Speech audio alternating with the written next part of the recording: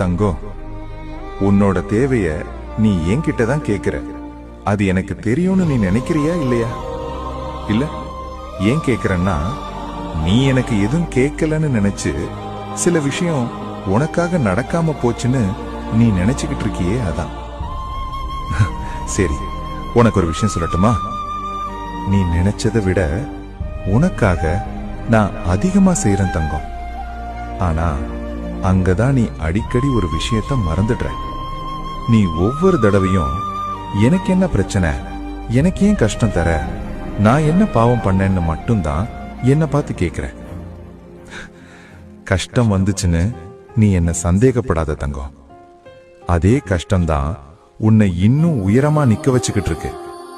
சில விஷயம் நீ கேட்டதால நடக்கல, அதனாலதான் இவ்ளோ கஷ்டம்னு தோணுது.